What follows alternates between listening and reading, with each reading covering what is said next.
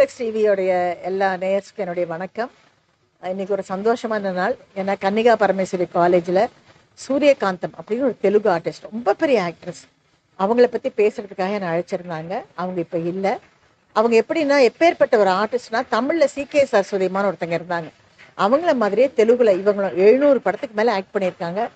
அவங்களோட பல படங்கள் நடிக்கக்கூடிய ஒரு வாய்ப்பு எனக்கு கிடைச்சிது. ஸோ அவங்கள பற்றி இங்கே பேசுறதுக்காக கூப்பிட்டுருந்தாங்க. படத்தில் அவங்க ரொம்பவும் ஒரு கோவக்கார மாமியாரா, இன்னைக்கு நம்ம எப்படியெல்லாம் டிவி சீரியலில் பார்க்குறோமோ அந்த ஒவ்வொரு கேரக்டரும் அவங்கள பார்த்து தான் காப்பி அடித்து இப்போ எடுக்கிறாங்களோன்னு தோணும்.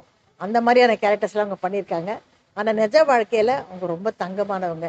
ஸோ அவங்கள பற்றி பேசுறது எனக்கு ரொம்ப பெருமையாக இருந்தது. நன்றி, வணக்கம். இன்னைக்கு ஸ்ரீ கன்னிகா பரமேஸ்வரி கலை மற்றும் அறிவியல் கல்லூரியில் தெலுங்கு துறையில் சுஜனா தெலுங்கு விபாகம் சார்பில் அமரஜீவி பொட்டி ஸ்ரீராமுலு அவங்க ஸ்மாரக சமிதி அவங்களோட இணைந்து சூரியகாந்தம், எல்லாருக்கும் தெரிஞ்ச பேர் இது.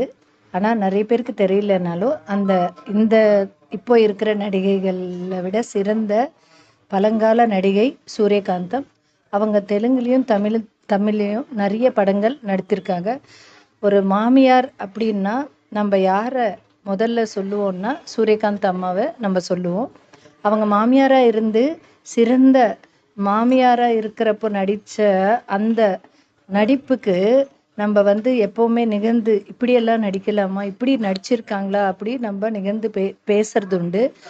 மாமியார் மாத்திரமே இல்லாமல் ஒரு அம்மாவா, ஒரு அக்கா பாத்திரம், அண்ணி பாத்திரம், ஓர்வத்தி பாத்திரத்தில் அவங்க நடிச்சிருக்காங்க. நடிக்கிறதுன்றது அவங்க அதில் வாழ்ந்திருக்காங்க அப்படின்னு நம்ம சொல்லலாம். ஒரு சென்டினரி செலிப்ரேஷன் அப்படின்னு நம்ம சொல்லுவோம். ஒரு நூற்றாண்டு வாழ்க்கை, அவங்களுடைய நினைவு நாள் இன்று. இந்த நூற்றாண்டு விழாவை சிறப்பிக்கிற மாதிரி அமரஜீவி பொட்டி ஸ்ரீராமுலு ஸ்மாரக சமிதி அவங்களோட இணைந்து நம்ம கல்லூரியில் இருக்கிற மாணவிகள், முதல்ல அவங்களுக்கு தெரிய வேண்டியது என்னென்னா, இன்றைக்கி ஜேர்னலிசம், நம்ம மீடியா ஆர்ட்ஸ் அப்படி சொல்கிறோம் இல்லையா, அந்த மீடியா ஆர்ட்ஸில் ஜேர்னலிசமில் சொல்கிறத விட செயலில் அவங்க கற்றுக்கிட்டா நல்லா இருக்கும்ன்ற ப்ராக்டிக்கல் ஒரு நாலேஜ் கொடுக்கறதுக்கு இவங்களை விட ஒரு சிறப்பாக நடிகையை நம்ம தேர்ந்தெடுக்க முடியாது. அந்த ஆப்பர்ச்சுனிட்டி நம்மளுக்கு வழங்கப்பட்டது. அதனால் மாணவிகள் எல்லாருக்குமே இவங்க மாதிரி அவங்க டாக்குமெண்ட்ரி எப்படி செய்யணும் அப்படின்னு சொல்லி கொடுத்துருக்காங்க. அந்த டாக்குமெண்ட்ரி முதல்ல படம் பார்த்து அவங்க புரிஞ்சுக்கிட்டு அன்றைய நாள் படத்தில் இருக்கிற நெறிகள் எல்லாமே தெரிஞ்சுக்கிட்டு அவங்க அந்த விஷயத்தை வெளிப்படுத்துகிற விதம் எப்படி வெளிப்படுத்துகிறாங்கன்றது இது டாக்குமெண்ட்ரியாக பண்ணி காட்டியிருக்காங்க. அவங்களோட முயற்சி பாராட்டத்தக்கது.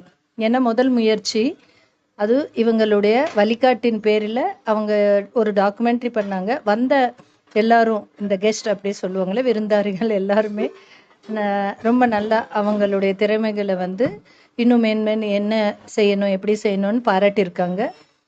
இந்த நிகழ்வுக்கு நடிகை குட்டி பத்மினி அவர்களும் SV ராமாராவ் அவர்களும், அவர் ஒரு டைரக்டர், அவருடைய அனுபவத்தையும், குட்டி பத்மினி மேடம் சூரியகாந்தம் அம்மாவுடைய இருந்த அந்த அனுபவங்களும் எல்லாருக்கும் தெரியப்படுத்தினாங்க.